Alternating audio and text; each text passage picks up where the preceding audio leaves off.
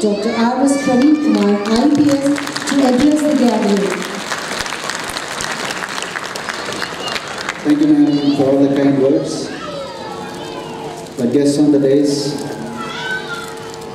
Chairman Gangireddy Garu, my friend Abhishek, and guest of honor Padma Garu, and Principal Josna Garu, all the guests of the days, and all the guests in waiting on both the sides, because I hope that after 10 years, 15 years from now, all of them will be qualified enough to come to these days and then address all the future parents.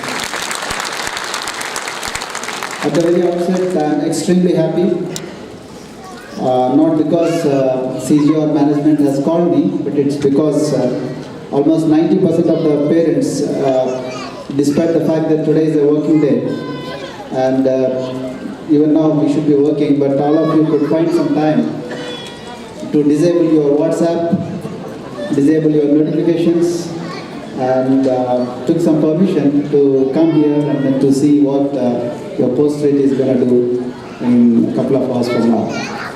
I profusely thank you from bottom of my heart for your noble gesture towards the children. Thank you so much. Thank you. Then Padma Garu spoke about her journey as a parent, but I would like to unpack my journey as a child. I was born in a village, very anachronistic by any standard. So I was born in a village in Nalamala Forest, and I saw electricity at my 8th grade. So till such time I didn't know what electricity looked like. So we used to carry hurricane lanterns. For this generation it would be a kind of antique. So we used to carry lanterns, and I failed in my 5th class examination, and my father was a teacher, so I had a nice caning.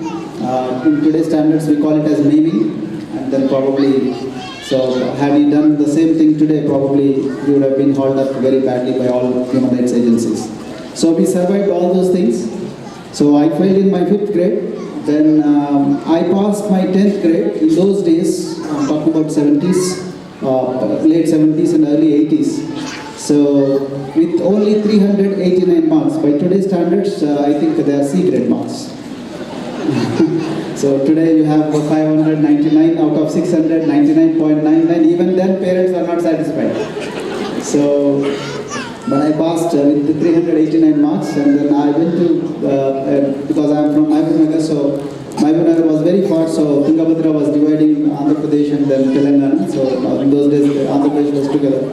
So I had to go to Kurnool and then study there my plus 2, that is intermediate, and I passed with only 720 marks. So my father asked me, why is it you got only 720 marks, and then what happened to other fellow? So fortunately my mom, she intervened. So and then she saved my day, and then she said, okay, enough is enough. Don't force him beyond a point. Let him become whatever he wants. Even if he doesn't become anything also, I am very happy. So that's the freedom my mother gave me. So after that I came to university. That was the first time I came to Hyderabad. So I saw heavy ragging.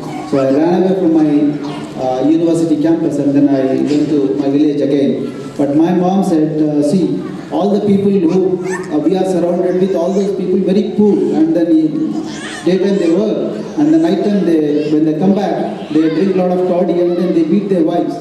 So would you like to be a wife beater? Would you like to be a drunkard? So would you like to spoil all your life like this, or would you go back to university? So she pushed me out of her home, and then that's the reason why I landed in agriculture university. So after that, we didn't know what to do. So we had a good company, bad company, but first time freedom from parents. So we picked up some good habits, some bad habits. So in the beginning there were some bad habits, and then later we got transformed because of a couple of good teachers, and then we became very aspirational students, and that's what brought me today as an IPS officer, and I'm very, very happy with the journey whatever I had in my life. The point what I want to make today is not to describe my journey and not to tell you how great was my journey.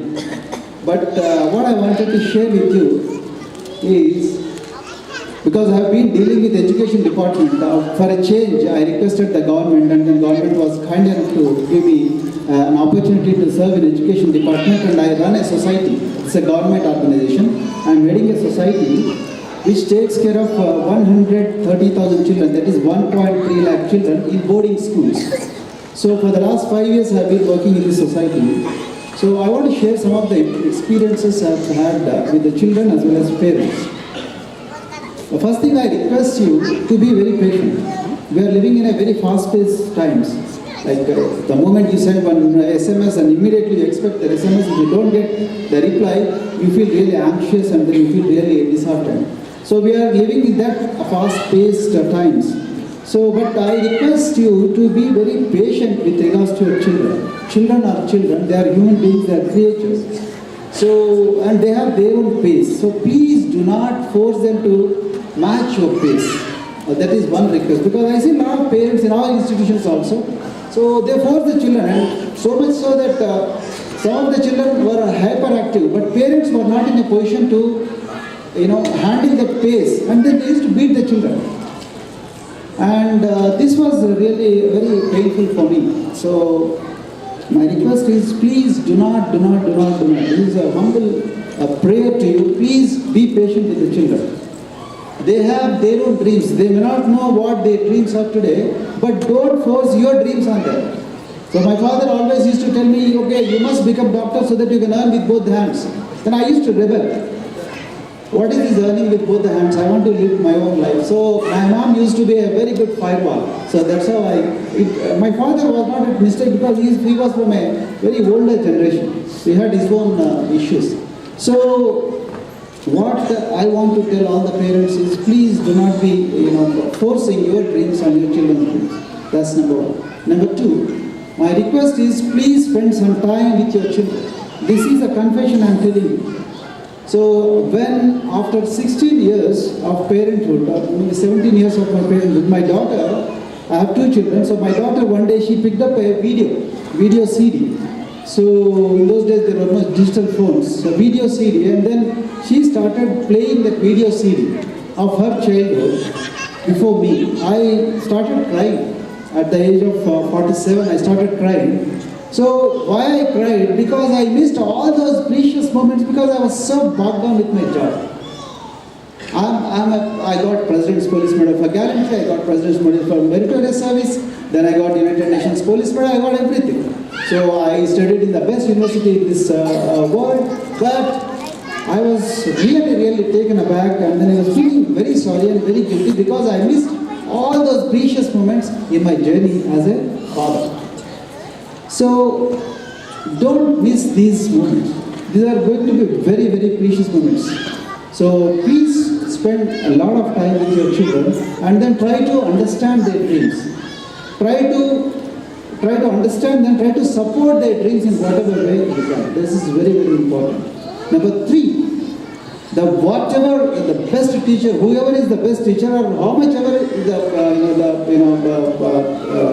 teachers are, the best teachers are, their impact on the growth of your child is going to be only 25%. Please be advised about it. Don't ever think that teachers are going to transform your child.